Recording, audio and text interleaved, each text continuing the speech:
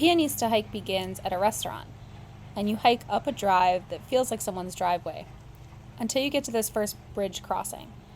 Then you are crossing the bridge and entering into the Ungabe Bugle village that resides at the beginning of the trailhead.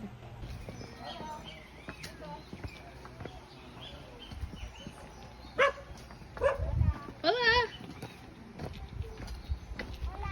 Hola! The Ungabe Bugle people seemed very used to having people walk through their village to get to this trail. At no point did we feel unsafe or unwelcome walking through their village. They had a bunch of chickens running around and a lot of dogs. They don't really keep their dogs the same way that we do, so the dogs weren't used to being pet and therefore were not to be approached. Then they would have gotten unfriendly. We got that warning from Feliciano.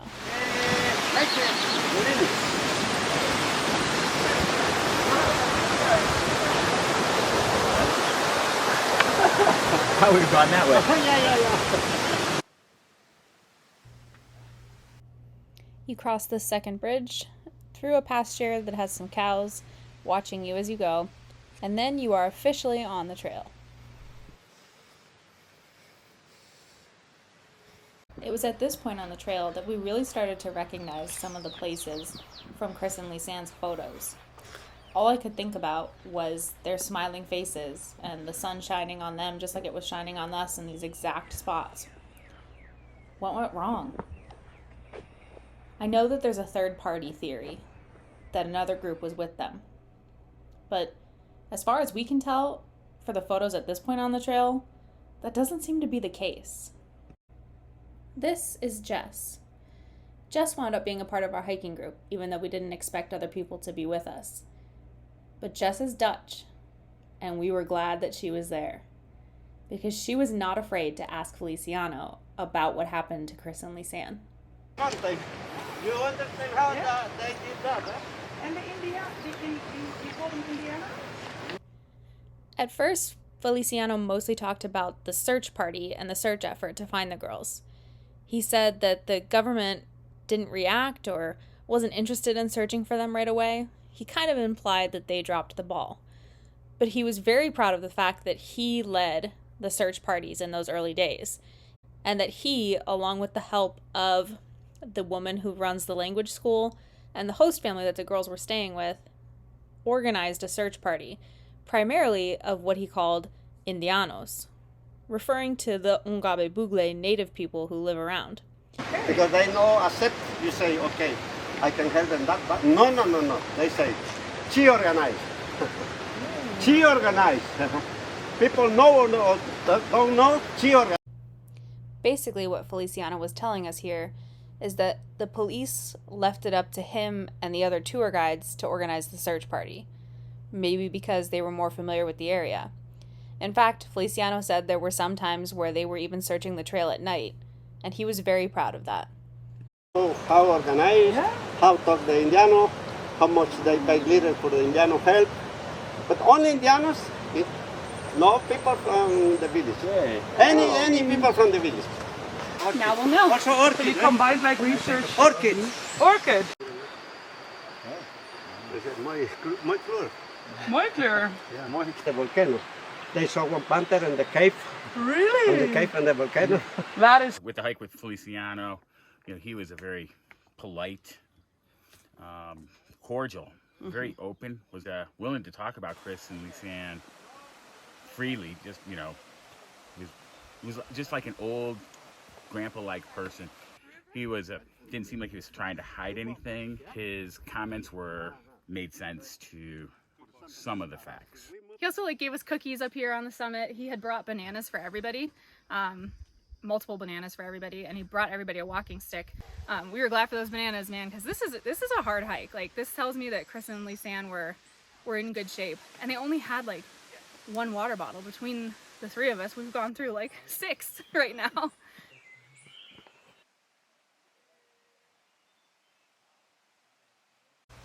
Then, Jess asks Feliciano if he thinks the girls fell into the river. And when we were at the summit, he drew us a diagram in the dirt of how the river system works and how it changes significantly on the other side, aka the wrong side, the Atlantic side of the mountain, which we know the girls were based on their photos. He explains the distance between the rivers and how they all filter into one larger river that's very strong and very fatal. River? Un momentito. Two bocas, ¿ya? Nu is het klaar Aquí. met me. Ajá. For example, see, we move from here 1 hour 15 minutes down, and this area is one river here. Another 20, but you see how is the area the other side. From this river, 20 minutes after is another river. If from here, 1 hour, 1.5 hours, almost that distance or longer, aquí is big river from this area. Big river. So, And there, according to Feliciano, is definitely where the girls fell and died. There. and also all the evidence, when we organized the search, all the evidence we found in the river. And also the parents did with me because the commission rescued the photos. Yeah. And she was in the selfie in the river. Oh, you rescued the the camera. Yeah. And the parents did the... They found a backpack, right? yeah. Yeah.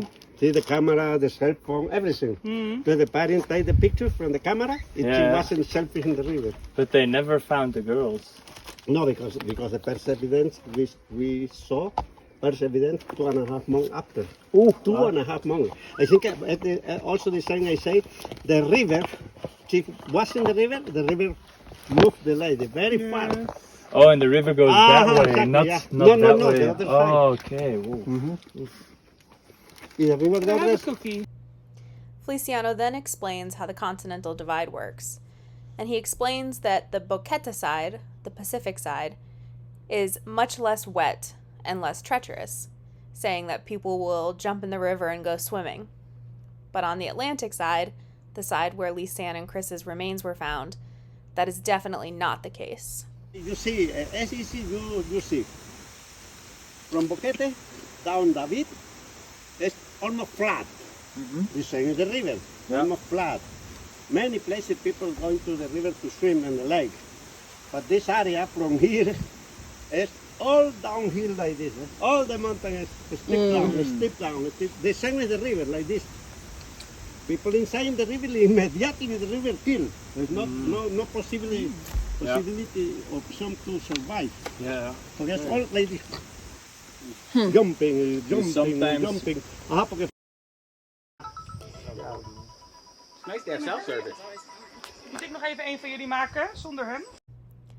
Jess asks if there were trail markers back when Chris and Lisanne hiked the trail. Feliciano says no. He also says that he has asked personally that there be trail markers up there, highly recommends it, and that the government won't do it. Overall, Mr. White and I were so glad that we hired Feliciano, for a number of reasons. First of all, there were several spots on the trail that we absolutely would have taken the wrong direction had he not been there. He also was so knowledgeable about all the plants and wildlife. He pointed out plants that we definitely shouldn't touch, and he helped us see some really cool birds. But it was so surreal to hear him talk about the case. But as Mr. White and I reflected on our way down the mountain, we realized some things were not adding up, and other comments were kind of suspicious. For example, the official case report says that Feliciano was the person who reported Chris and Lisanne missing. But Feliciano told us that it was the Indianos, the Ungabe Bugle, that reported the girls missing. Who said that? People in the houses? In the house, exactly. Oh.